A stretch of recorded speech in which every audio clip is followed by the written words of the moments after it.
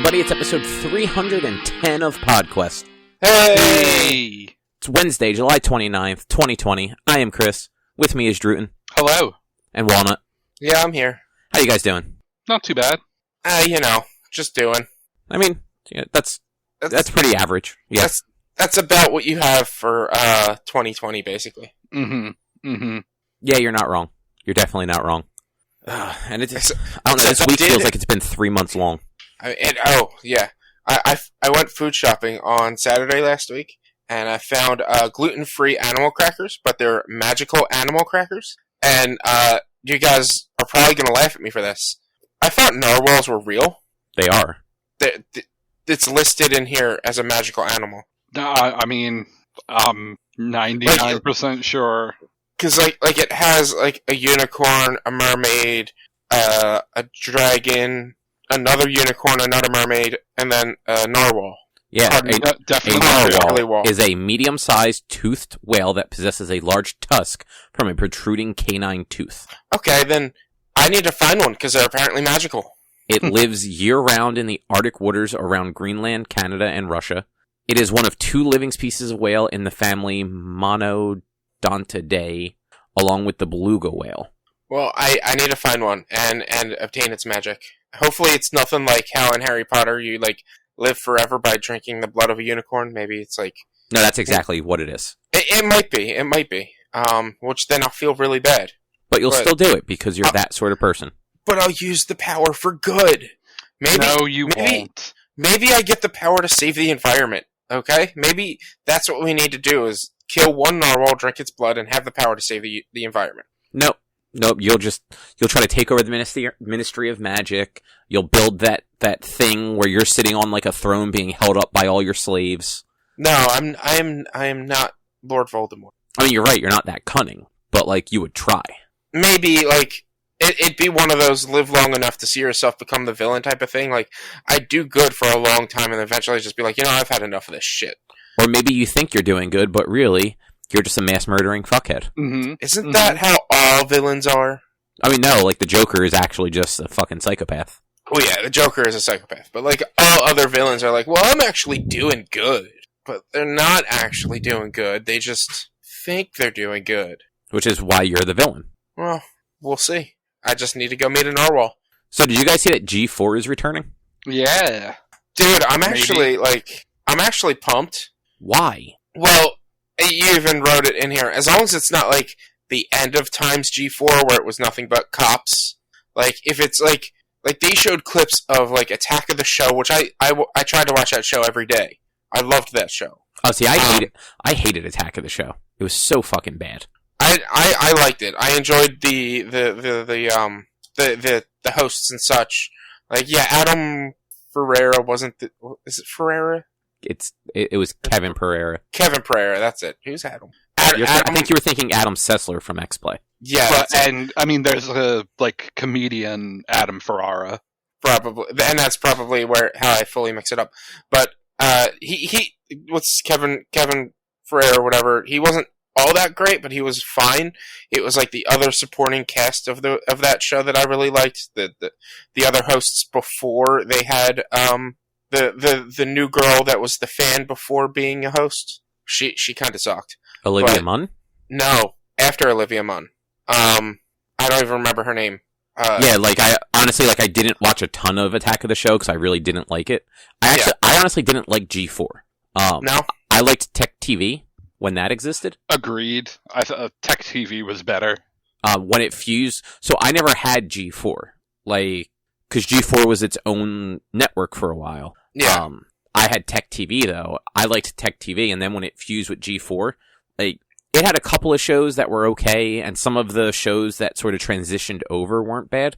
But once they migrated them from San Francisco to LA, they like got rid of screensavers and turned it into Attack of the Show, and I was just like, nah, I'm good. Yeah. None of this is stuff I want to watch. I remember early G4, they had a show where it was a guy, it was like supposed to be like one of like, I guess like Talk Soup, but it was with MMOs, and it was a guy like making a storyline with characters from like EverQuest and other MMOs. What was it called? I think it was called Portal. Yes. That show was, like, honestly the dumbest show in the world, but I loved it. I'm trying. What was the show with the two guys playing, like, competing against each other? I don't know. One of them was, like, he was a music producer for video games. He's the one who did, like, the video games live albums. Oh, shit. What's his name? Fuck. What is his name? Tommy Tallarico. Yes. Judgment Day? Is that the... I think that's what it was. Judgment Day. And it's like each episode they would do, like, different game types, or they would compete against each other, or maybe... I don't fully remember because it was also, like, early teens. I'm pretty sure Judgment Day was just, like, a review show. I don't think that was actually, like, any sort of competition show. I'm trying to find it, and I just remember at the end of one of the episodes where, like, they had somebody compete, like, they had people play, like, quote, real life Pac-Man and stuff. I don't know. I was a huge fan of G4 in general.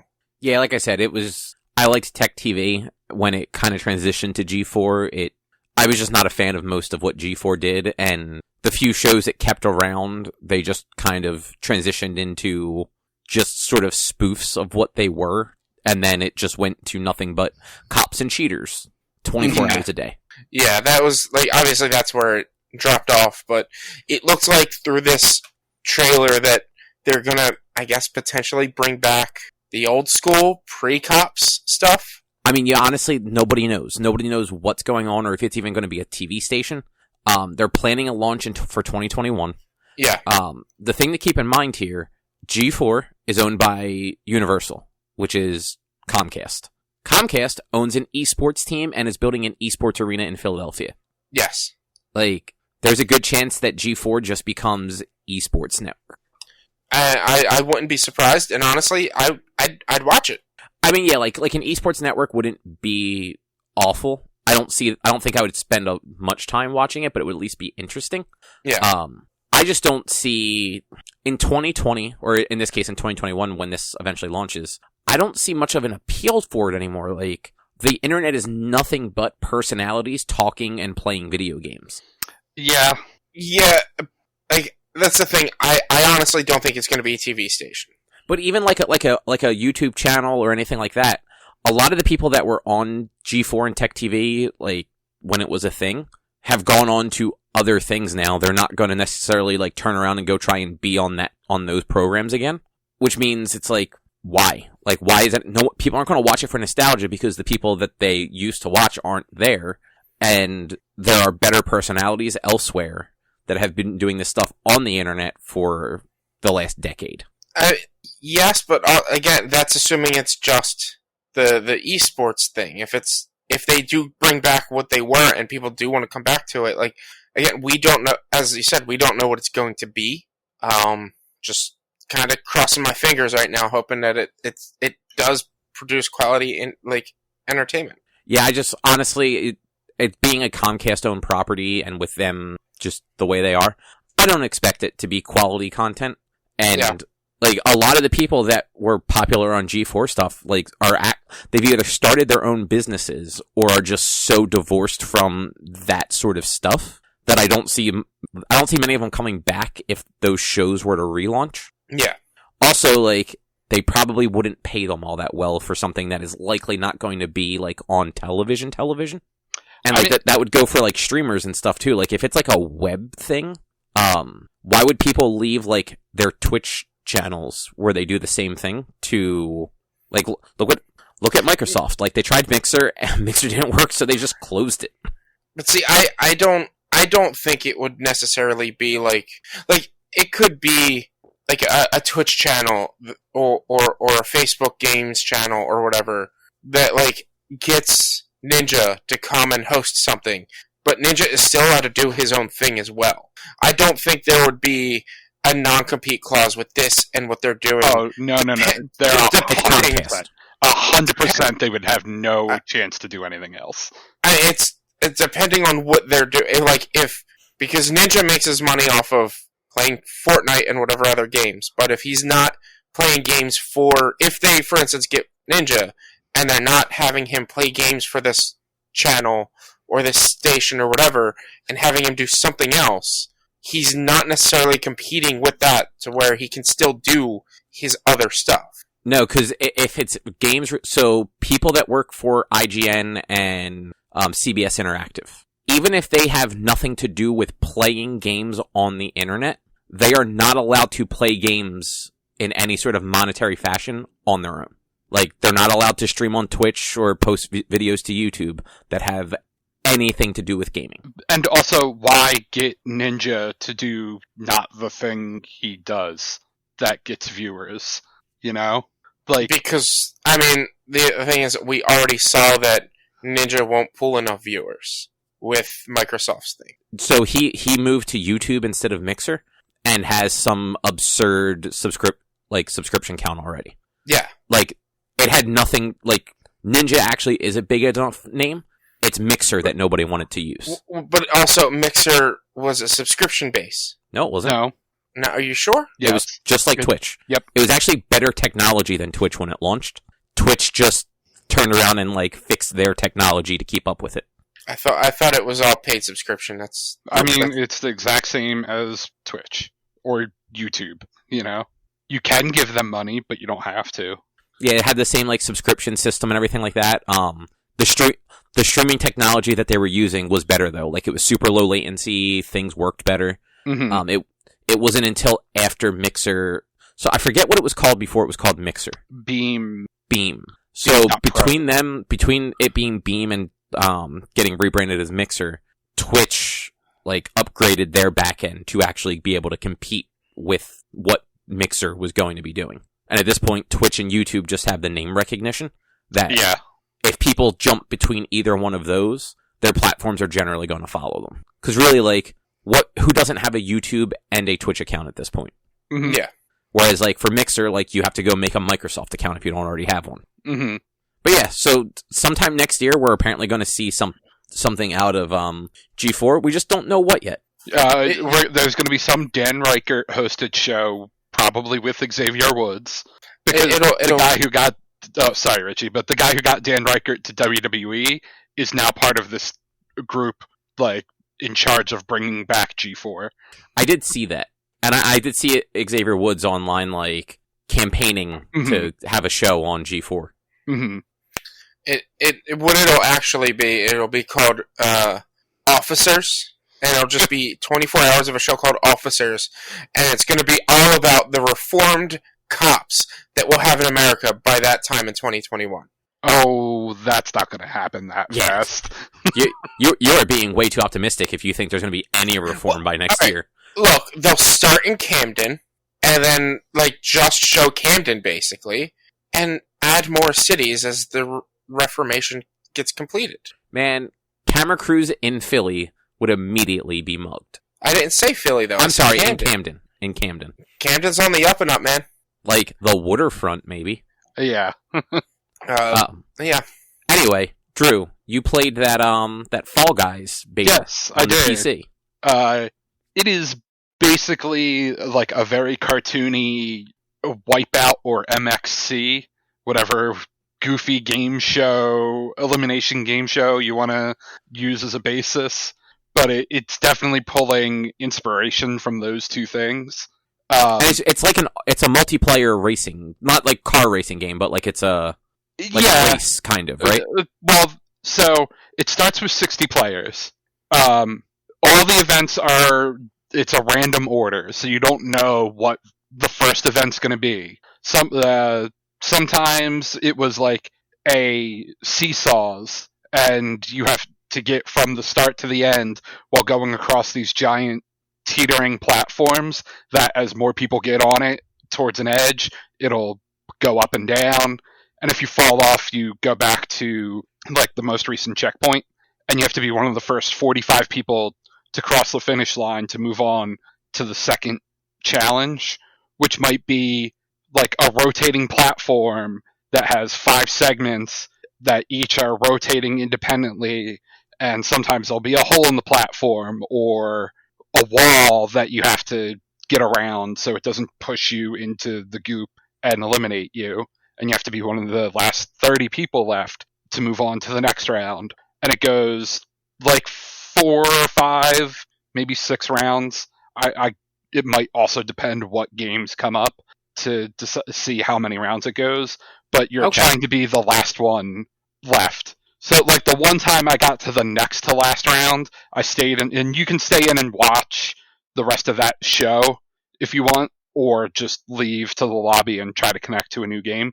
But, like, the last level was essentially, like, just a big mountain hill thing to climb up that had different, like, rotating posts and giant balls being thrown down and, like, doors that would come up from the ground and block your path, and you had to be the first one to get to the top and grab the crown. So, that's kind of cool. How long would you say a match would take, like, from beginning to end? Oh, like 20 minutes tops. I would definitely just stay in every time. Like, that sounds entertaining enough to just sit there and watch, like, get eliminated first round or second to last round. Like, it just sounds entertaining enough to just watch them play. Yeah, definitely. Like, it's that goofy, watch this dumb stuff happen to people. Because also, you know, it's got super exaggerated physics. The one game that I got to the next to last round, it was a bunch of different platforms that had big rotating posts on it, and if they hit you, they sent you flying backwards. So to just watch people just being flung around the screen by these things that are hitting them as they're trying to jump from platform to platform to the end, like, it's totally amusing. And I feel like the exaggerated physics is needed, because if you watch those elimination shows, these people get into predicaments that are very exaggerated. Mm-hmm. That, like, alright, that wouldn't actually happen if somebody wasn't being paid to do this, basically. Yeah, and you're, like, unlocking different outfits or parts of outfits and colors for your character as you're doing well in the games. Like, you're building up a meter that unlocks new stuff as you're going along. There'll probably be cosmetics that they sell at some point. There was a shop in the menus, but it was inaccessible in the beta.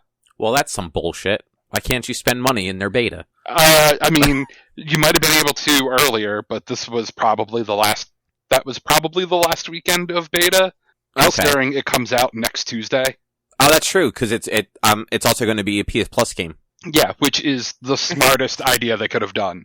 Like, just like Rocket League, get this thing into people's hands, because it needs to have players to be able to play it. Like, there's no single player at all, at least not in the beta, although I don't see why there would really be much of a single player to it, but with its whole concept of it being an elimination show, so, you know, here, it's free. People will play it. I saw plenty of people in comments on the Twitter post for it saying, "Oh my god, this game is so fun. People need to play it. So good that it's going PS Plus." Blah blah blah. Yeah, like free game. Like, people will try a free game. Yeah, especially like a free game like that if it's launching that way. Exactly. Yeah, like you said, like that's what Rocket League did, and look how popular that got. Mm-hmm. What's that game again? Fall Guy. No, I'm talking about the one Kyle was talking about that's super popular. Rocket League. I don't know what you're talking about. That's like gibberish to me. Yeah, because you're an idiot. I don't know what you're talking about. I've never heard of that game. Because you're an idiot. How am I an idiot? Because you're the only person on the planet that was subscribed to PS Plus and forgot to download it. I'm sure I'm not the only person. Nope. I'm sure I'm not the only person. They did a poll. You were the only one. But the thing is, by the end of the year, I'll have it on my Switch for free. And any other console, basically. That is true. I meant to actually talk about this last week. It was on the news doc, and I completely forgot to put it on the outline. Psionic announced that Rocket League is going to go free to play by the end of the year. Yeah. They also announced that it's leaving Steam, but only for purchase. So if you already own it through Steam, you'll be able to keep playing and downloading it. But they're going to move to the Epic Game Store for future sales. That's a lot of things are moving to the Epic Game Store. I mean, they're giving people deals to move over to them. Yeah. Mm-hmm. And, like, Steam just isn't doing anything. Like, Valve's just like, fuck it. Who cares? Yeah. I mean, they already have all the money in the world. They don't need any more. Basically. But yeah, you'll finally get a chance to download Rocket League like you should have done 5 years ago. Yeah. Maybe I'll forget to do it until, like, 2 months after it's been free, and then get it. and then I'll talk about how awesomely rad this game is. And see, that's the thing. You're gonna get it and you're gonna play it. Probably not on the Switch. I feel like it's just not gonna run great on Switch. But you're gonna get it. You're gonna play it on the PlayStation, and you're gonna be like, man, this actually is a lot of fun. You guys weren't being assholes. yeah, I never thought you guys were being assholes about the game. I never got it, so I'm just like, yeah, I'll get it when I get it. I'm in the same boat with the robot dinosaur game that you were playing. Horizon. Yes, that's it. They're not all dinosaurs. They're mostly dinosaurs. No, they're really not. No, yeah. I've seen one dinosaur so far. There's deer and tigers. Look, the trailers only showed dinosaur type things, like T-Rexes and Brontosauruses and things. So that's what I think about it. Okay then. Did either of you guys see all the weird leaks from Nintendo stuff over the last week? Yeah. The only thing I saw naturally before looking at this article that you put on the outline was something about Luigi actually having had been in Mario 64. Yeah, so there were these leaks that primarily were found on 4chan, but it was gigabytes of data and super granular, which is why people think that it's all legitimate. And a lot of it has to do with source code from games like Ocarina of Time, Mario 64, stuff in Yoshi's Island, things like that. What the biggest one that's kind of getting the news cycle is they found code for Luigi in Super Mario 64. Yeah. Which at one point was also potentially called Ultra 64 Mario Bros. Okay.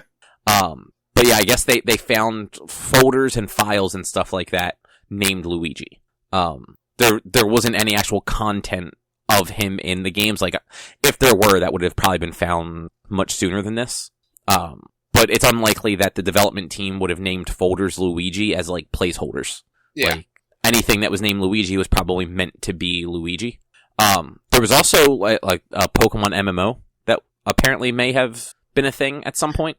Yeah, around early 2004, I believe, a company named IQ, which is a Chinese support company, which was also co-founded by Nintendo, was working on a prototype for a Pokemon game that would be playable by connecting a Game Boy Advance to a PC. Yeah, because Japan does weird shit. Holy crap. Offline, the game would allow players to catch around 30 Pokemon in a game based on Fire Red and Leaf Green installments. Connecting to the PC and going online would add a hatch system that used multiple conditions to determine what Pokemon eggs would appear, feature weather based on the region you were connecting from, and online battle tournaments based in Pokemon Coliseum's code, and more. Huh. Yeah, that's... Yeah. There was also stuff early maps of Ocarina of Time that were actually probably meant for the disk drive when that was still going to be a thing.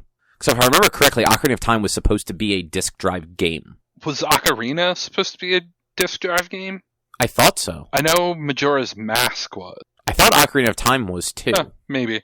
And that was also back, I think, when it was still just called Zelda 64. Maybe. I don't know. There were some prototypes for Yoshi's Island, where, at one point it was still called Super Mario Bros. 5 Yoshi's Island, because, Mario World at that point, in Japan, I think, was still referred to as Super Mario Bros. 4. I think the actual Japanese title was Mario Bros. 4, Super Mario World. And then in some parts of the world, Yoshi's Island ended up being called Super Mario World 2 Yoshi's Island. Yeah, and then there's one that's called Super Donkey, which is potentially just an early version of Yoshi's Island. An early version of Super Mario World 2 game would become Yoshi's Island, yes. Trying to think. Cancel Zelda 3 and Zelda 2 remakes? Yeah, which, Zelda 3 would have been A Link to the Past, what A Link to the Past eventually became. Yeah. Because, you figure A Link to the Past was drastically different from Zelda 2. Yeah. And mostly different from the original Legend of Zelda. There were also, some additional, sprites from the DS versions of Pokemon for Diamond and Pearl. Yeah. Some of the sprite stuff for Pokemon is some of the coolest things. The Space World demo from a few years ago that got leaked. It was the 98 Space World demo of Pokemon Gold and Silver, where, there are Pokemon in that never made it into any game. Well, and then like Octillery's original sprite was supposed to actually look more like a tank and less like an octopus and stuff like that too. Yeah, and there are a bunch of Pokemon that were like significantly different than what they ended up looking like. Whether it was like mostly color or just full on form changed. Yeah. But yeah, it's crazy how much stuff can get uncovered. between 15 and 30 years since something came out. Yeah. I'm kind of upset that the NES version of this Taito hockey game, Hit the Ice, never came out because it apparently had an RPG mode to it. Which that would have actually been pretty cool. Yeah. Except it was in, 1993, so, way past the NES. Hey man, they were making NES games up till, 96. Sure. When did Mega Man 6 come out? Wasn't that, 95 or 96? Probably. Now I'm curious. Because if I remember correctly, Mega Man went from... 1993. Really? Was it that early? Yep. Wow.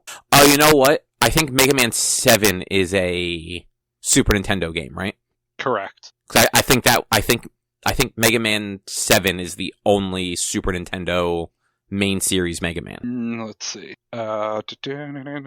Yes. Okay, yeah, because it went 7 on Super Nintendo, 8 on PlayStation, and then 9 and 10 didn't come out until 360. Mm-hmm. And then the X games were all over the Super Nintendo and then the PlayStation. Yeah. I like the X games. Wasn't Mega Man 9 Wii first? No, it was Xbox Arcade. I know it was on the Wii and Wii U. I think it was at least the Wii U. I think I had it for the Wii. Yeah. I think it was Virtual Console, but I think it launched originally on Xbox Live Arcade. Or at least maybe that is just where everyone happened to get it. Actually, it came out last on Xbox. Did it? Yep. I mean, by all of 9 days. But oh yeah, look at that! It did actually release on WiiWare first. Got games. Also, that, who the fuck used the WiiWare stuff? I did.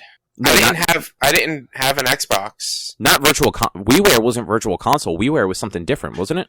Yeah. WiiWare was what you bought when it wasn't a classic game.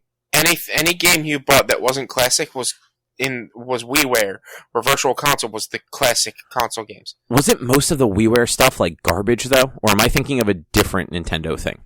I mean, I had a bunch of games.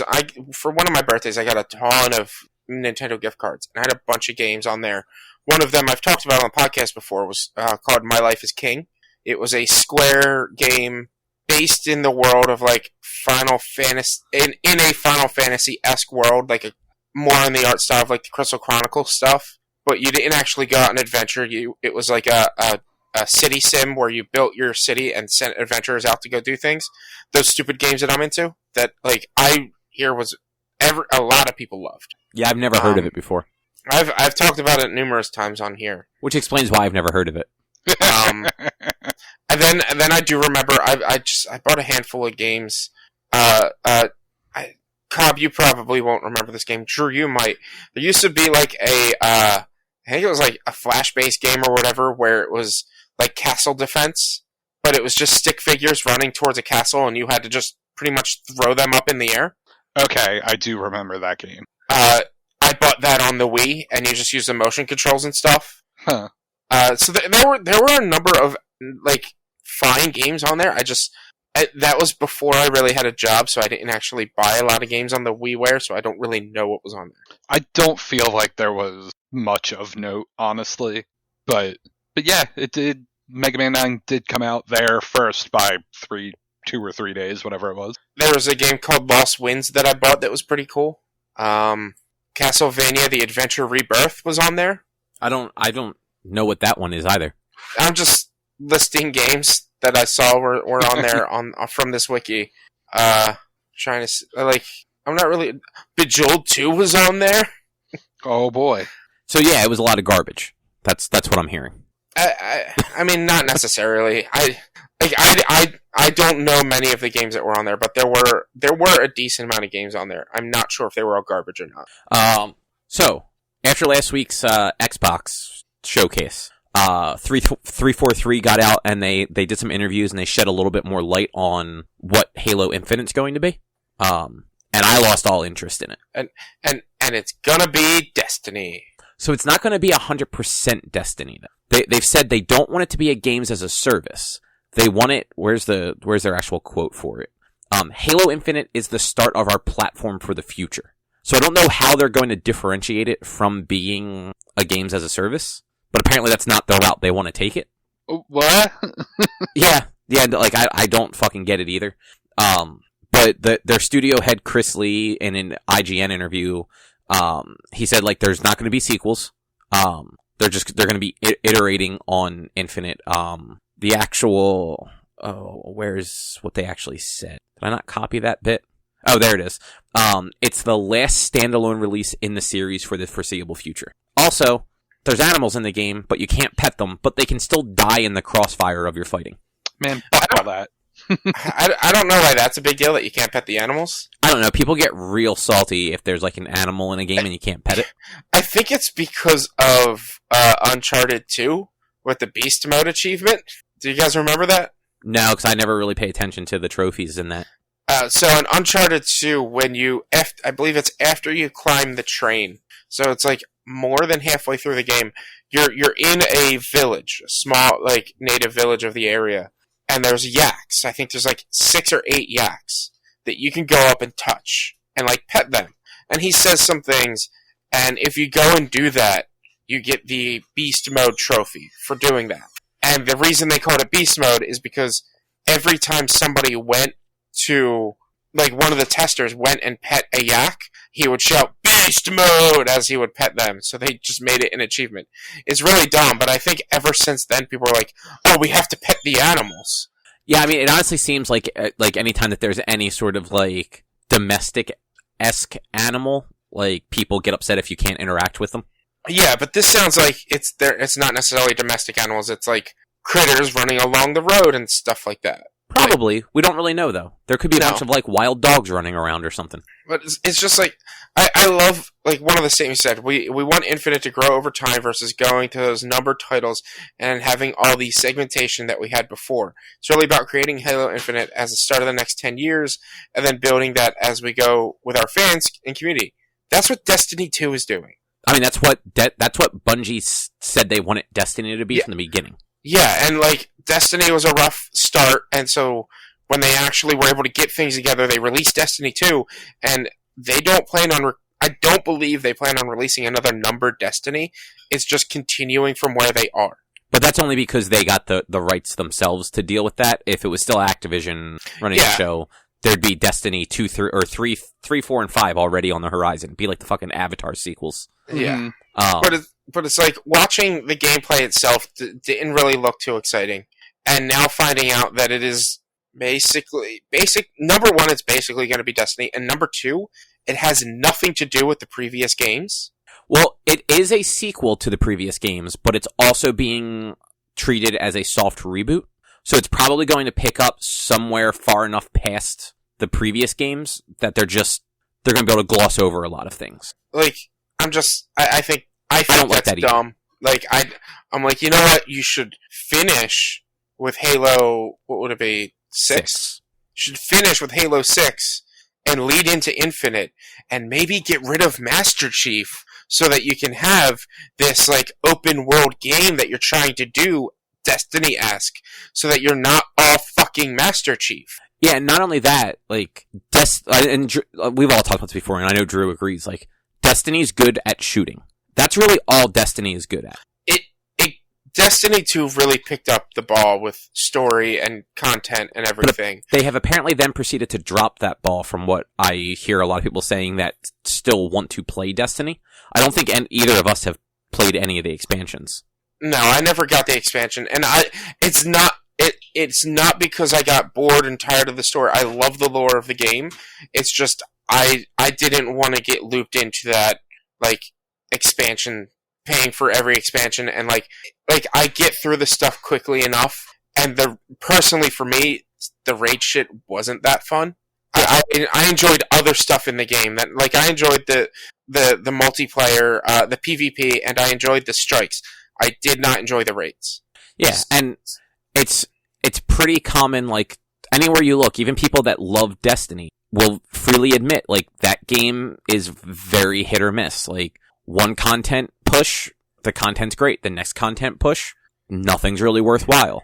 Yeah. Like, that just doesn't seem like... For a series where, like, the first 5 games, like, and I mean, like, the first 5 Halo games, not Halo 1 through 5. Yeah. People love. People seem to tolerate 4 and 5, but they love 1, 2, 3, ODST, and Reach. Yes. And it's like, they love them because they are these linear, well-done first-person shooters with, like, a mostly interesting story. Yeah. And a unique world, like, or universe, because it's not just one planet. Like, this, like, it's, what you see and what you get in Halo is unique, and it's not just, like, this is now making it feel like it's going to be a little bit more cookie cutter, and not as in depth, I guess, or as interesting, basically. Yeah, it's just, I feel like it just goes to show that 343, they don't really know what people that play Halo necessarily want. Because I know after Halo 4, you played Halo 4, right, Rich? Yes. Yeah, that was the one, where, like, yeah, I played it.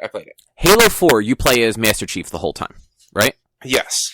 You're Master Chief the whole time. That's the first time that you encounter new enemies that aren't the Flood or... The Covenant. The Covenant. So, then it's Halo 5, where you don't play as Master Chief for most of it. Or at least half of it you do not play as Master Chief. And 343 just didn't realize that would be a big deal. They didn't think that people cared who you played as. It's like, well, you've played 4 games as this guy. This is a continuation of that story. Why the fuck wouldn't they want to play as that character again? Mm-hmm. But see, Halo 4, I understand with Halo 5 having new playable characters, because at the end of Halo 4, you wrap everything up. Literally, there is no overhanging story. But so that's the problem. Halo 5 is a continuation of that story still. And I need to play it to fully understand it, because it doesn't make sense to me why, like, I think you've said that, like, Cortana's the enemy in it, and it's like, Cortana's dead. And, like, Chief didn't, like, he didn't hang up his armor, like, he's still gonna be Master Chief, but, like, he got new armor, he got fresh armor. Like, I need to play it to fully understand it, but I'm like, that Halo 5 would have been the good point to not have Master Chief at all, and have a new team. But, I mean, people want to play as Master Chief in these games, and, like, 343 said after that they crafted Infinite to go back to that character because of how much sort of, I don't want to say shit they got, because everyone gives everybody shit on the internet at this point, but, like, people complained that they didn't get to play as Master Chief. And it's like, rather than trying to make a game that kind of pays tribute to the games that people love, they're just copying what their predecessor did again.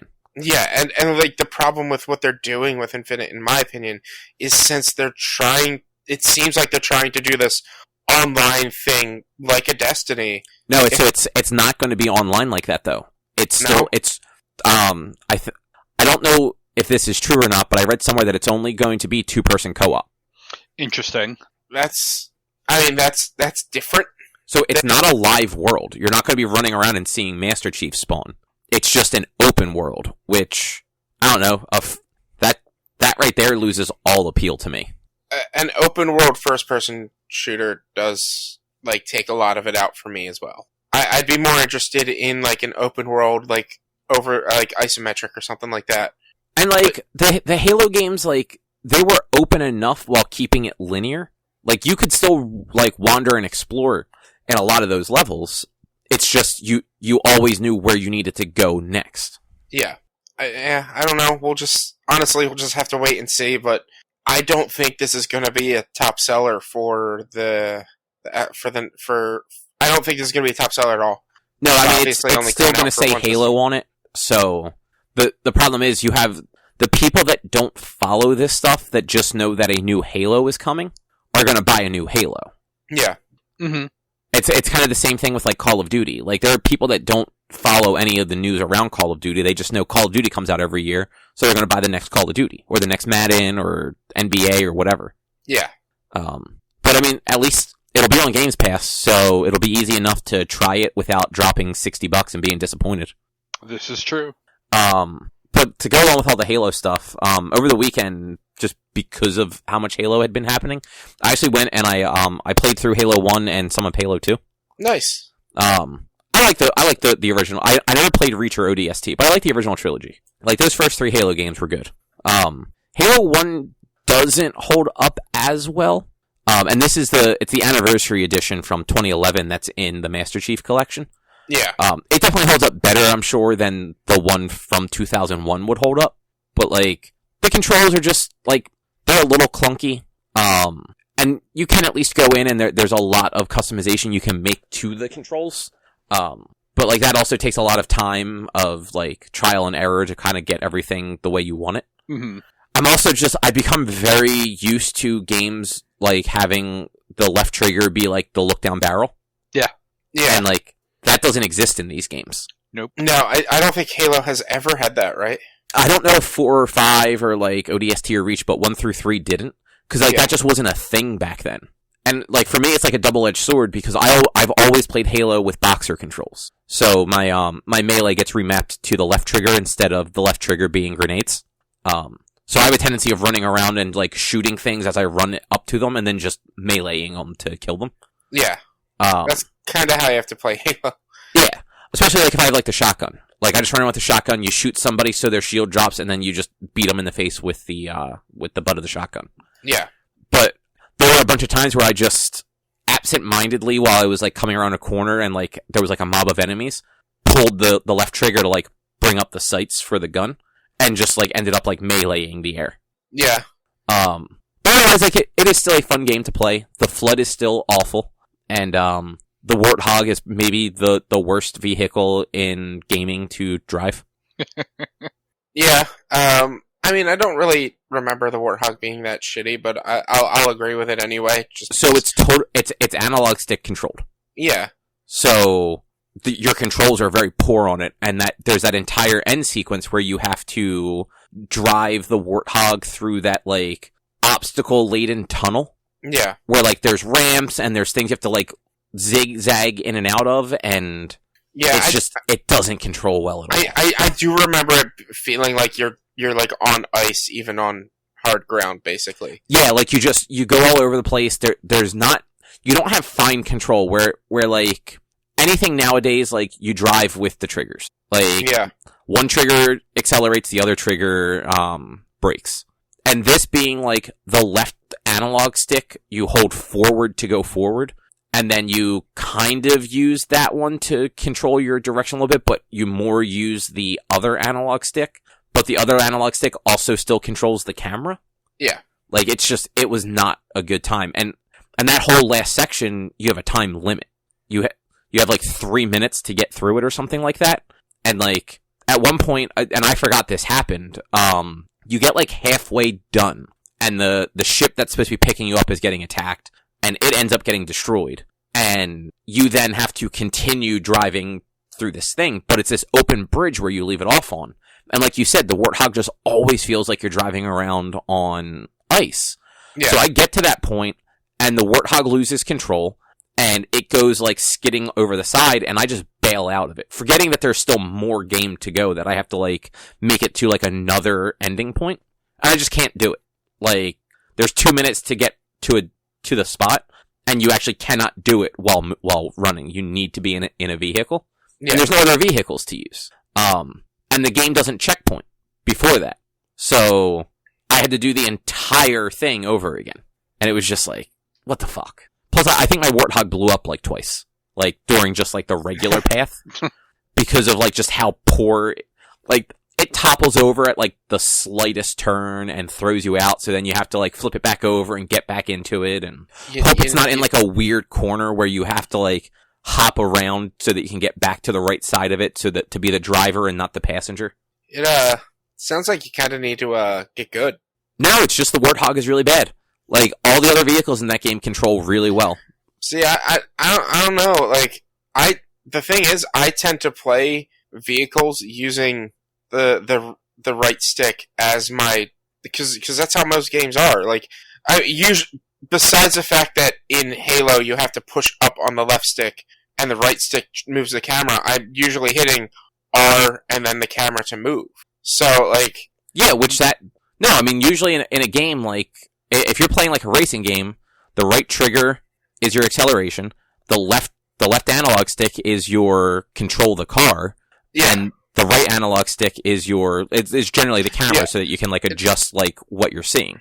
In racing games, that's how it is, but in non-racing games, I tend to use, especially in first-person shooters, I'll just use the camera to turn, because it works that way. So, like, that doesn't seem like a major issue to me. Right? So it's not so much the camera turning part as much as the other analog stick being both your acceleration and your, like, partial control of the car. Because if you turn the camera analog stick, the car doesn't make a full turn. You have to kind of, like, use both of them.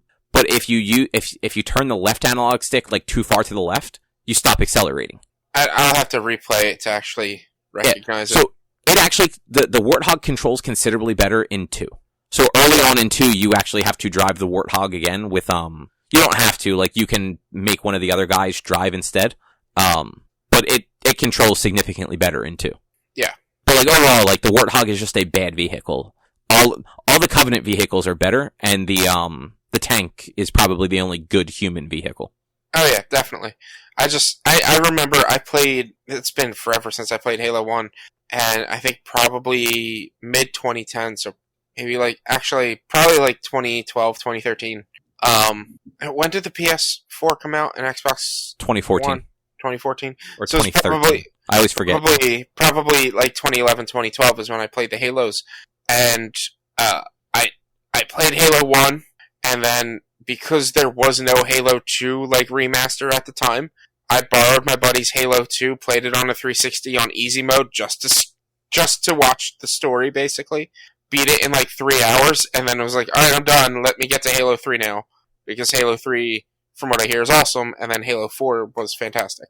Oh, have you never played Halo 3 before that? No.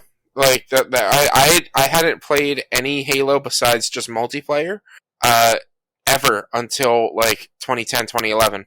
Wow. Yeah. I think my first Halo was Reach. And it was 2013 that it came out, not 2014. Okay, so it was... Before then was when I had first played my first Halos. It was after the Halo 1 remaster, but before the PS3 and Xbox One came out, or PS4 and Xbox One came out. Okay. And yeah, like I said, my first Halo was Reach. I fucking loved Reach. I played the rest of them just because I was able to get them pretty cheaply, and like I wanted Halo 5, just never got it. That's fair. I'll probably bounce around between Halo 2 and Horizon for a little while, just because like they are drastically different games. So depending on sort of what I'm looking for. Yeah, Halo is definitely a game you can probably pick up, play for 20 minutes and stop. Whereas it seems like Horizon, you need to have time set aside to play it. Yeah, just the Horizon is so big that to do anything takes a while. Yeah. I mean, as far as Halo is concerned, though, the music is also still very good.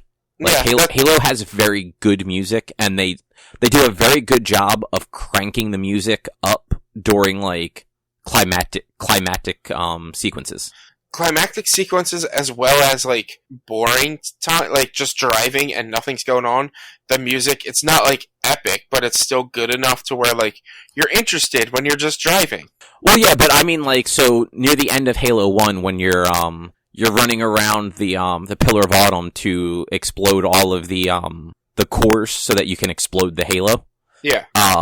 Like, there are points in that where, like, the music picks up and it's, like, real heavy and loud as you're, like, running through these hallways, just, like, fighting Covenant and Flood, and it's good. It's real good. Yeah. Anyway, Bill and Ted Face the Music got a new release date, and it's going to come out both in theaters and on demand at the same time. Nice, because I'm not going to a theater right now. So, I mean, in New Jersey, the theaters probably won't be open when they're trying to. They shouldn't be open in the United States right now. So no, they shouldn't. And I mean, they're not right now. But September 1st is when the movie's going to release. So on September 1st, you'll be able to go onto like Amazon and rent Bill and Ted Face the Music for probably $20-ish. Yeah, which I mean, that seems like a good deal. And the thing is, like $20 is kind of pricey, like for one person. But, like, I mean, I'm lucky enough to have 2 other people, so it's like, hey, let's watch this movie. But you can also, there are a lot of things online that you can do, like, viewing parties with online in general. So $20, and you can have, like, 20 of your friends watching with you. But not only that, you have, like, if you were to go to assuming you don't do, like, the matinee where it's, like, only $10 or whatever. If you go to the movies, a movie ticket's $15. If you get anything with it, like popcorn, a soda, even if you buy them elsewhere, you're still coming up to that $20 pretty quickly. Yeah, You can get a small popcorn for $18. So yeah, and like you figure, like when Erica and I would go to the movies, like 2 tickets and maybe like a drink, we're pushing $30. Yeah, $30 to $35, and that's going to like the early showing on like a Sunday because it's cheaper. Yeah, and that's like whenever I would go to the movies, it would be in the earlier showings because it's cheaper. You don't really have to buy tickets as early to get good seats. It depends on the movie, but yeah, generally it depends on the movie. But like, we would get the earlier tickets, and sometimes it would be like, wake up, don't even have time to get breakfast and go, and that's when I would end up buying like the popcorn and the soda to like have food in me. It's terrible food, and it makes me feel like shit afterwards. But it's something. Well, I mean, you could have just woken up 20 minutes earlier and had time to get something to fucking eat. Or I could just sleep for 20 extra minutes, get there, get to the movie theater an hour early because I'm a psycho and that's what I do even with assigned seats, and sit there and wait for everyone to show up until 5 minutes beforehand with my giant tub of popcorn because I'm already there. God, you're broken. I get there an hour early whether I have my tickets or not. I'm nuts, I know, but I don't. For some reason, it's just a thing for me. Like I got to get there early. Yeah, I get to the theater early, but not that early. Yeah, and it made sense when it wasn't assigned seats. Assigned seats, fuck that. Show up like 3 minutes before showtime, because then there's still 5 minutes of stupid commercials and I want those 18 minutes commercials though. Previews. You see, here's the thing. I do agree with you on that, Drew. But one problem I have is generally, if I'm buying tickets for a bunch of people, or I'm getting tickets from one specific person who bought tickets for a bunch of people, and they don't show up until maybe a minute after showtime starts. So then I'm just aggravated and even more of a psycho because I know they're going to show up late, and yet I'm still there an hour early just standing around waiting for them to show up. Have you thought about just buying your own tickets for things from now on instead of buying for other people or relying on other people? So, I did do that for a while, but it's usually for like the big movies that like I want to be able to sit with my friends, like Star Wars and Marvels and stuff like that. It'd be Eric, and he would just buy them all at one shot because he knew he was going to need at least 10 people. He was going to have 10 people going. And one time I even asked him, yo, is there any way you could like screenshot me a picture of the ticket just so I could, like, if I get there early, I could get in and get to my seat? No, I ain't fucking doing that. And I'm like, well, fuck you then. There is literally an option with the AMC app to send people their tickets digitally. Yeah, I've asked for it before because, like I said, there have been times where like it didn't happen in Star Wars, but Star Wars is the best way to give an example of it. There had been times where, like, say I was seeing Star Wars with them, I'd walk in and the text is already scrolling, and I might have missed a paragraph or something. Like I would get so frustrated when I'd be seeing movies with them that I would just be like, you know what? I eventually did start just being like, I'll buy my tickets, let me know what seats you're in, or you know what, I don't care. I'm gonna go see this movie anyway. Yeah, I mean, it's a movie. It's not like it really doesn't technically matter if you're sitting with people you go to a movie with. No, because it's not like you're talking during the movie about the shit that's going on in the movie. True, but it's also like the whole feeling of like I've seen every Star Wars with my dad and every Marvel and Star Wars with my brother, that like with both of them together, that like I kind of want to sit with them or in the same area as them to be like, we're seeing it together, even though we're like, yeah, we're not talking, but like you go to the same showing and then when it's done you get up and you talk about it. Yeah, trust me, I know.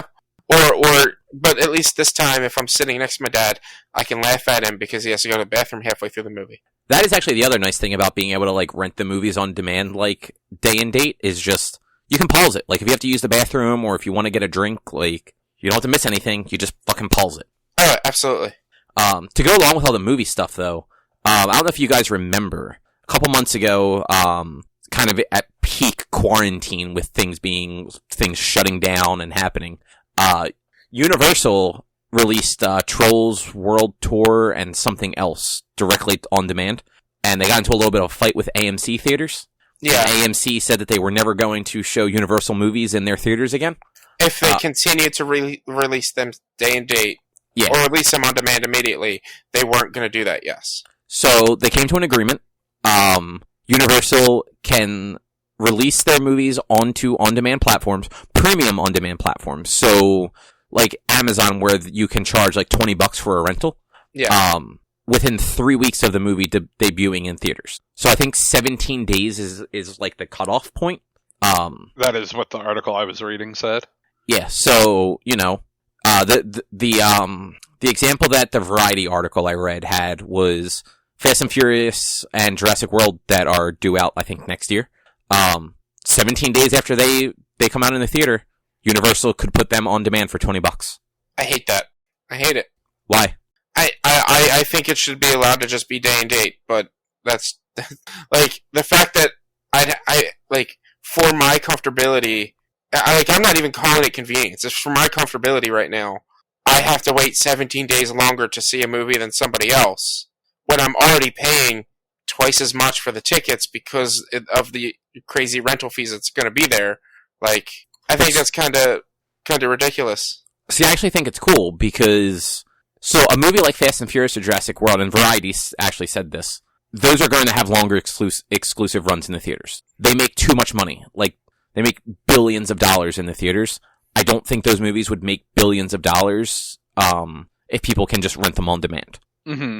But movies like the next Halloween or the next Minions, they can put it in the theater for 2 weeks and a couple of days and then drop it onto Amazon or Apple or Google or whatever and keep making money off of those. Like movies that they're gonna make a couple $100 million, but they're not like the Jurassic Worlds or Fast and Furious or Star Wars or Marvel movies.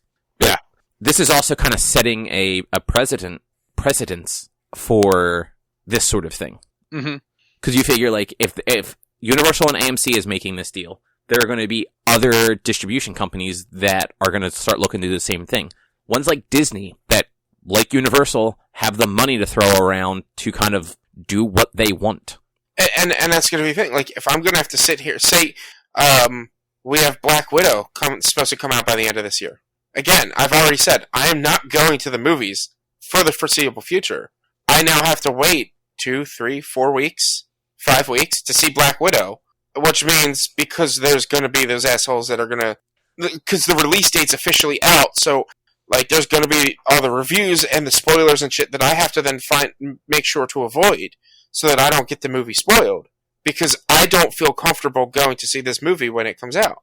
But so, I mean, when it comes out in theaters. That's going to be the case anyway, because at this point, the only company that's doing movies on demand up front is Universal. Disney already had no plans to do that.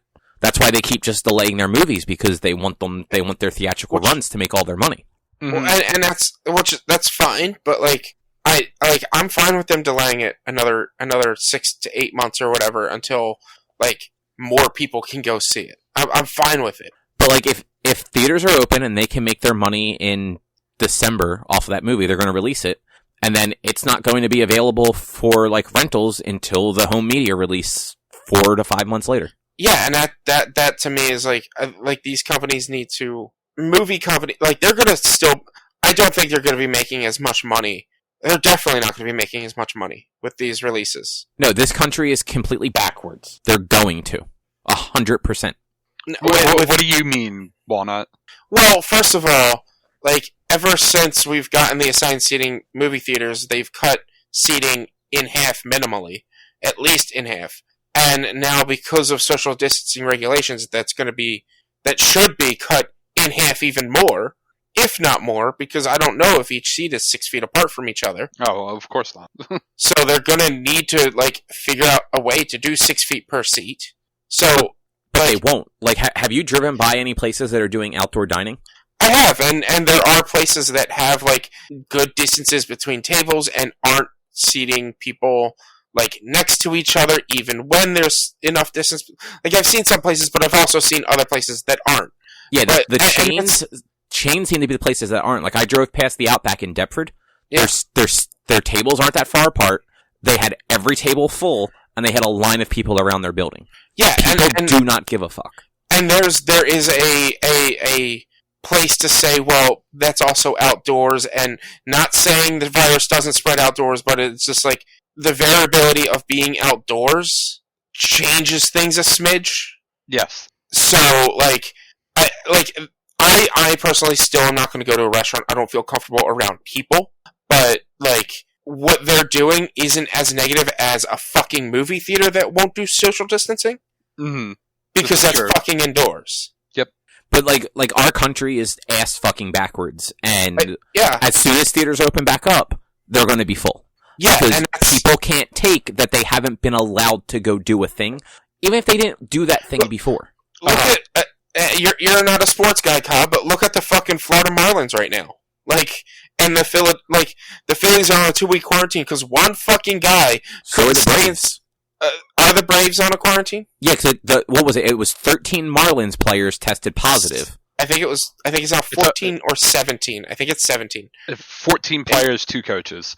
Yeah. So they tested positive. They don't know when they tested positive. So the series before the Phillies, like the exhibition series, were the Braves. So the Braves also have to quarantine. But, thoughts are that after, because it wasn't a series, I think it was just an exhibition game. It was one game with the Braves. The thought process is somebody went out after their exhibition game. Somebody broke the bubble. Mm-hmm. And the worst part, the absolute worst part of this, is the Florida Marlins, after getting a positive test result on their starting pitcher for that Sunday game for the Phillies, agreed via text message that they'll play that fucking game. Yep, sounds about right. I mean, Florida is one of the worst states for this right now. So exactly. And so it's like, you can't, like, the baseball teams where these people are getting paid fucking millions of dollars to follow these fucking protocols, they can't do it. And now you're going to sit here and, like, say, like, potentially opening, and people like me who aren't going to feel comfortable and are trying to be smart about this are going to miss out on the movies they want to see because they don't want to run these risks.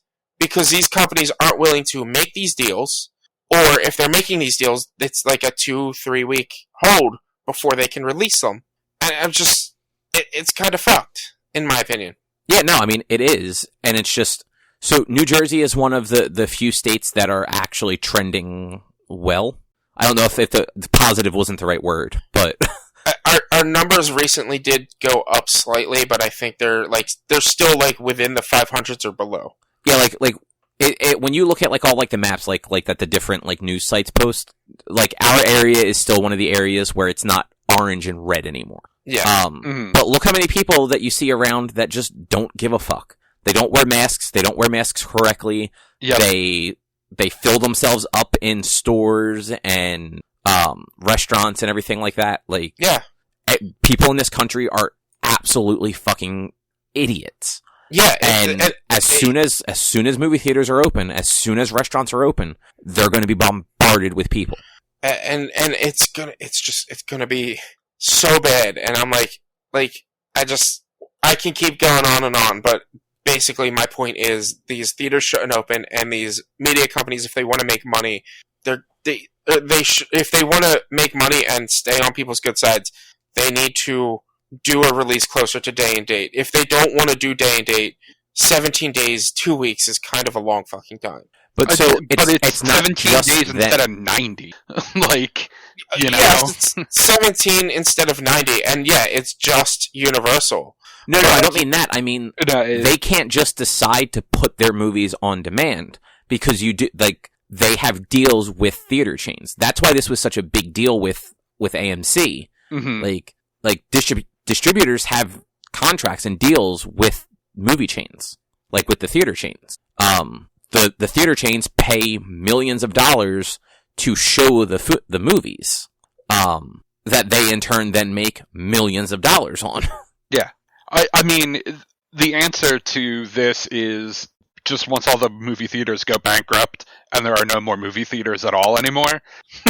Yeah, I mean, everything will have to go that way. Yeah. I mean, at this point, like the next story I have on here, AMC has delayed their reopening plans further. So as of this recording, they were supposed to open tomorrow, July 30th.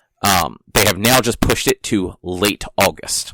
So we're a month-ish away from them trying to open at this point.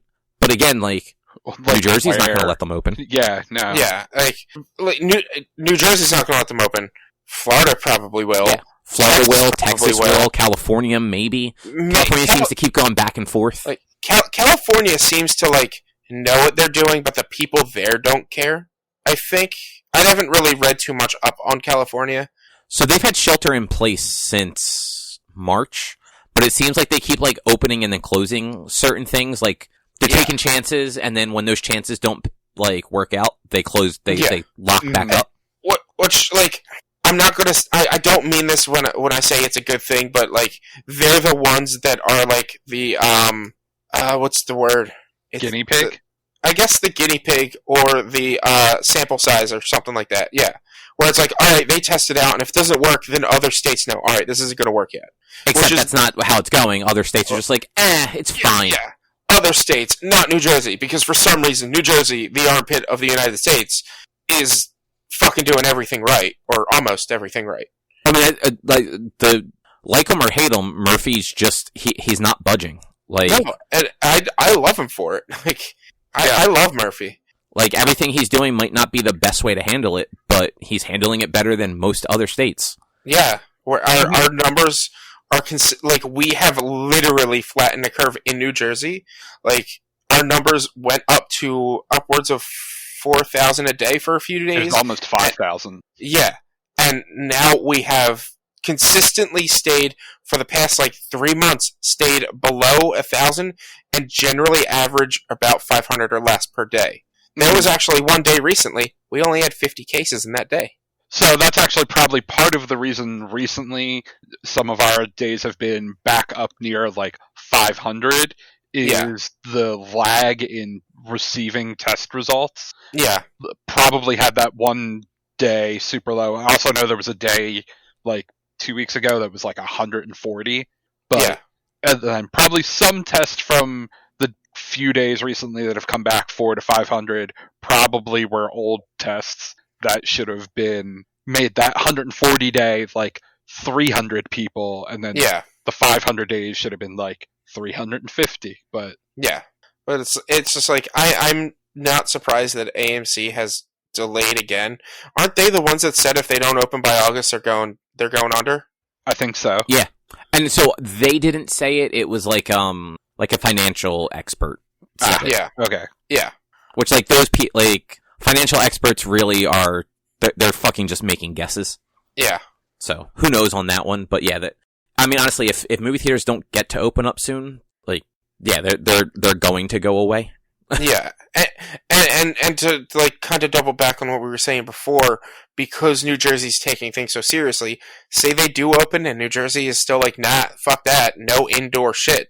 Like, and movies start being released again, and these companies don't make these deals, we're still waiting 90 days either way, in New Jersey at least. Yeah.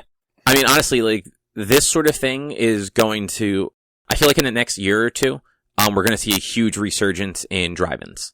Yeah, there have been a ton of like drive-in type things and like pop-up drive-in things going on. There was like a drive-in concert recently. Yeah, the Citizens Bank Park has a whole series of drive-in events coming up. Yeah, and those, I mean, it's like $200 a car or something like that. Yeah, I considered going to the fucking safari out in Jackson at Six Flags. I thought it's not you drive your car through though, or did they change it again? They still, it's drive your car through, but it's $25 a person. Okay, so yeah, I looked it up like 2-3 weeks ago. I was like, I wonder. I think it was when we were having our Six Flags conversation.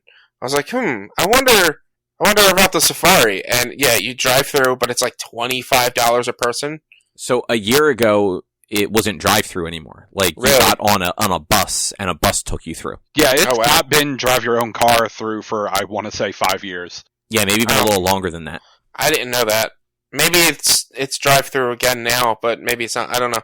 But it was something I was looking into doing, just because I was like, That'd be kind of fun, but it's freaking expensive. That's also an incredibly far drive for what takes about 10 minutes. Yeah, exactly. But yeah, so the only other thing I had on here to talk about was I watched a bunch of stuff. Like what? What'd you watch? So we finished up the show Veep, which was the HBO show with Julia Louis-Dreyfus as the vice president and later president. Yeah. That is a very good show. Everyone on it is terrible. I didn't love the way it ended, but like it ended fine. But like it had some of the funniest things I can think of in like a sitcom in recent years. And I mean, to be fair, it's not super recent. It ran from I think 2012 or 13 till last year. Yeah. It's not super long. Like the seasons are 10 episodes except for the first and the last, I believe. I think the first was 7 and the last was 8, or vice versa. And like it's half-hour comedies. It's on HBO. The first season is all about her as the vice president and basically how much the vice president just doesn't fucking matter. And then through just dumb luck and a series of events, she becomes president and then runs for president, is then just a normal person for a little while and then runs for president again. And it's just, it's kind of like, it kind of reminds me of like a Parks and Rec in a way, but like remove all of the wholesomeness that Parks and Rec has. Yeah. So like where Parks and Rec, like you're kind of rooting for everybody. There is one person in this show that, and I think he shows up in like season 4 or 5, but there is one person that you're like, man, I hope that person doesn't get fucked by the end. And that guy is definitely, Erica and I were talking when the series ended, or like when we watched the end of the show. That character is like a mashup of Jerry and Andy from Parks and Rec. Nice. Like, he's a lovable idiot that just sort of like, doesn't quite do anything right, but does everything well-meaning. Yeah. But like, there's other characters that are just, the whole show, they're just straight offensive. Yeah, I've heard the show is pretty good. Political comedies I don't really get into, and I've always thought that that's what that was, so I didn't really ever look. There's a lot of political comedy to it, but it's not necessarily jokes about politics so much as just like some of the one-liners that come from these people. Like the one girl in one of the later seasons needs to have an abortion and says something like something stupid happens like 2 episodes later, and she just like hangs her head and goes, "God, I wish I aborted myself." Oh, jeez. Yeah, just it is some dark and twisted shit, but it's hilarious. Yeah. One guy marries his ex-stepsister, and this guy is actually the dumbest person in the show. He decides to run for president. He needs a wife. So his mom was married to a guy for a year, and this girl was his stepsister for a year, and he marries her. And every time he talks about her to the press, he refers to her as his half-sister. To which his entire, like, campaign management crew are constantly behind him, like, stepsister. She's your stepsister. He also, like, manages to offend people, that are trying to teach him how to not be offensive. Okay. He offends them so much that they then say something offensive to him. Like, it's just, yeah, that show, I don't want to say too much because some of the things they say are just, they're so bad but so funny that if, like, you know it's coming ahead of time, it might be a little less funny. Yeah. Kind of like a shock comedy type thing. Kind of, yeah, and, like, sometimes, like, it's like these just little, like, off-filter comments, like, there's no, like, necessary, like, there's not always, like, a big setup or punchline to it. Like, something will happen, and a character will just say something offhanded, and it'll just be hilarious, and awful, but hilarious. Yeah. So, like, I highly recommend and it's easy to watch. They're 30-minute episodes. I think there's, like, 60 episodes altogether, 65 episodes, something like that. Yeah. Other than that, though, we watched, Warrior Nun on Netflix. I don't know if either of you guys have heard about that. Sarah was watching it. Watched it? I don't know if she finished that or not. I forget. She had been binging different stuff lately. Okay. It's based on a 90s comic series. It's one of those shows where the first few episodes were super interesting, and the last few episodes were super interesting, and the middle kind of, like, dipped, not so much in quality of the show and, like, the acting and all, but, like, just in what they were doing. Yeah.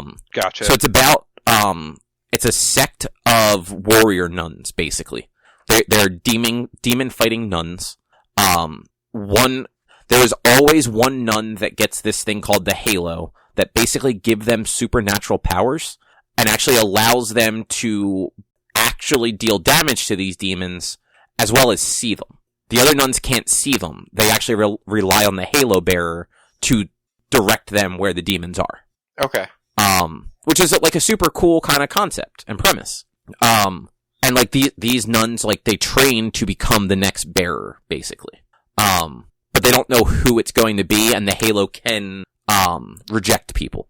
So in the first episode, this girl who she's quadriplegic, like she can't move her arms or legs, like nothing below her neck does she have any control over. And she's an orphan who's almost 18, I believe. Like in one of the early episodes, they base it like one of the nuns that's in like the orphanage that she lives in basically tells her that like she's about to age out of the system. And something happens to the previous bearer, and she gets it, but also dies. So everyone thinks she's dead, and then she wakes up and can suddenly move and has like uncontrollable superpowers. Like she's kind of strong. She can go intangible and like pass through walls and stuff like that. But doesn't actually have any control over any of it. Okay. And then like from there, it's several episodes of her hanging out with like these kids that like scam people basically. Like they break into, they squat. They're squatters. They like break into people's like email accounts to like rich people. Track their calendars so they know when they're going to be out of town, and then go like live in their houses for, you know, a couple weeks at a time while these people are on like expensive holidays out of the country. Yeah. And then like at a certain point, those people all kind of disappear, and it's back to the girl dealing with the nuns and kind of like getting involved with that whole thing. So like it's super cool in the beginning and super cool at the end, and just kind of meh in the middle. But it ended high enough. Like I'm definitely interested to see if it gets a second season and what that second season is. Yeah. Especially because it straight up ended on a cliffhanger. Like they were about to fight like the big enemy, and the episode ended. Of course. Oh man. Because that's a very Netflix thing to do. Yeah. But I'd still recommend watching it. It's only 10 episodes. They're not hour long. They're like 35 to 42 minute long episodes. Yeah. So they're easy enough to get through. And the last thing I watched was Palm Springs over on Hulu. I keep seeing that advertised. It's with Andy Samberg and somebody else. I don't know. Kristen Milotti. She was the mother in How I Met Your Mother. Okay. So didn't really know what it was going into it.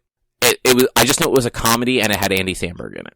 Yeah. I figured it was going to end up being like a romantic comedy because like the second lead character was a female and they were at some sort of resort, Palm Springs. Yeah. It's fucking Groundhog's Day. Okay. So Andy Samberg is trapped in a time loop. Like, I don't want to give away any more than that, but like, he is at a wedding with his girlfriend, who is not the other main actress, and he's been in a time loop. And when the movie starts, he's already been in it for a while. Okay. And the whole thing is fucking hilarious. J.K. Simmons is in it. Nice. And him and Andy Samberg are those two have been great together since, I Love You, Man. Yeah. So, like, him being in it is awesome, and he's not in a ton, but he's in it just enough to be great. Superman is in it. The dude that plays Superman in the CW. Okay. Yeah. I don't know his name. Isn't it like Tyler Heckley? Heckley? Yeah, that's it. Yeah, he's in it. There's a handful of people that, like, you recognize from other things in it also. But yeah, it was super funny, and it's a Hulu original movie, so if you have Hulu, like, you have it to watch. Yeah. And it's definitely worth it, because it isn't what you expect most of the time, even knowing that it's a time loop movie. Yeah. If that makes any sense. Yeah, I get it. But yeah, that's it. That's what I did. That show sounds interesting. It reminds me, we haven't talked about it in a while, Agents of S.H.I.E.L.D.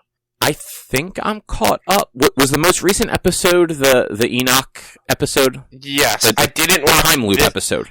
I didn't watch. I think it airs on Tuesdays, right? Wednesdays. I believe it's Okay. Wednesdays. So I haven't watched this week's episode because it airs tonight. But yeah, the most recent one was the time loop episode that was the Groundhog Day episode. which was a really good episode. This season is fucking amazing, dude. Like, I'm nervous about the fate of Fitz at this point, especially after this last episode, but I'm also infuriated that we're like 8 episodes in and he just hasn't been in it at all. I kind of figured he wasn't going to be in any, or if not most of it. Like, that's not getting me down. But I'm just like, oh my god, this season is so good, and I'm so mad that it's ending. At least they got to do a final season, and they got to go into it knowing it was the final season. Yeah. Which means, like, it will hopefully wrap up as good as they can wrap something like that up. But, like, that most recent episode was really good, and by the end it was super emotional. Oh, absolutely. Like, I got, like, the whole thing with Enoch, I was just like, oh my goodness. Like, it was, and, like, such cool, like, kind of, twists and things like that as well, like... Yeah, like, I appreciate how they kind of handled, like, all the fights in it. You never see fights. Like, there are a bunch of points where the characters are getting ready to fight, and then it just cuts to them all on the ground, beaten and bloody. I feel like this was a budget-saving episode, because all of their episodes have been pretty high budget lately. Probably. Because it was the 70s episode, where, Mac and, what's his name, are stuck. The 80s episode. The 80s episode. And that was by far my favorite episode. I was dying laughing the entire time. I particularly liked the opening when Zeke was playing in the band. Yeah. And what did he sing? Don't Forget About Me? I think it was Don't You Forget About Me. Yeah, no, that's definitely what he sang, and it was too good. Yeah, it was like, I just can't even tell you how awesome this season has been. And like I said, that 80s episode, I was freaking out because it had like all the right references for like an 80s referenced thing. Yeah. And how cheesy it was, and then like the ridiculous robots, and like I love this season. I love it so much. It has been a really good season, and it has like the right amount of mystery going on too, like with Gemma with the chip. Yeah. And like especially like in this episode where like they got it turned off temporarily, and like she just like broke down. Yeah, and now that everyone knows about the chip, or no, it's only Coulson and only Coulson and Daisy. Daisy. Zeke's known about it for a while though. Zeke's known about it for a while, but it should only be Coulson and Daisy because of how the time loop worked. Exactly. So it's only the two of them, and nobody knows anything. Like, they know it exists, but they don't know anything that Gemma knows. Yeah. Like, she didn't tell them anything. Yeah, she told them how to stop the time loop. That's it. But she also doesn't know that they know because of the time loop, I think. No, it's weird. I think at the end of the episode, they did tell her that because of how they knew how to stop the time loop. Okay. But yeah, that's for me at least. That's all I really did this past week because I had a killer headache this weekend. I can understand that. I had intended to play more stuff over the weekend, but we're trying to get the yard ready because 2 weeks from yesterday is when our fence is getting installed. Okay. So like we had like those bushes and stuff across the where the little bit of fencing is now that we had to get torn up and all that fun stuff. Yeah. So we managed to, I think we tore up 3 of the bushes on Saturday or Sunday, whatever day it was, and it didn't go well, and it was so fucking hot out that we're just like, we'll do the rest of them later. Yeah, I did that with like my fence line when the quarantine first started. I got laid off, and after about 2 to 3 weeks, I was just like, I'm done this, and I haven't touched it since, and I'm not going to touch it until like September, October when it starts to get cooler again. Yeah, like we have to get the bushes out because they need to be able to work there for the fence. Yeah. And it's just I basically just took like our electric hedge clippers and shaved everything off of it till it was just down to like the base of it, and then we dug it out and ripped the one out. But the roots on these are so big and it's so fucking heavy that I'm gonna have to trim more of it and then probably get like a saw and actually cut it into like chunks. Because it wouldn't even fit in our trash can. Yeah. And yeah, then we have 2 of them that are ripped out of the ground like that right now. and then another one that still has to get ripped out of the ground. And then we might do that on Saturday, because it's supposed to be a little bit cooler Saturday, depending on what the rain's like, because it's supposed to, like, later in the day, it's apparently supposed to rain, so hopefully, like in the morning and early afternoon, it'll be okay. Yeah. But I have to go buy bags of dirt also to fill the holes in, so that the fence can go in even. Yeah, so that's going to be fun for you. Yeah, well, at least once the fence is in, like, we don't have to do anything else outside until, like, it cools off, and then we can, like, fix up the little patio area and paint the side of the house that's all discolored from where the garage used to be and all that fun stuff. Yeah. But, yeah. But by the time I got done that stuff, like, I was hot and exhausted and didn't want to move anymore. Yeah, I get it, because that's what happened to me, and it wasn't even hot out when I was doing it. Yeah. Yard work's a bitch. Yep, absolutely. Yeah, but I guess that's a show then. I think so.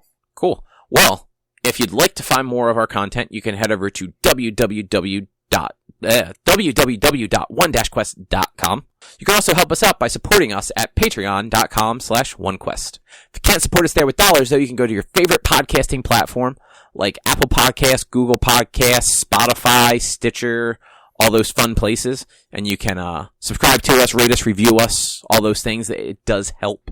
We have a YouTube channel at youtube.com/onequestvideo.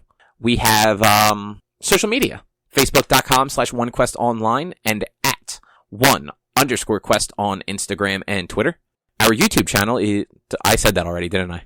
I wasn't paying attention, to be honest. I don't even remember anymore. I think I said it already, so I'm just going to skip it. You can also send us emails. You can send us emails to social@one-quest.com. Otherwise, we'll be back next week with something else to talk about. Thanks for listening. Bye.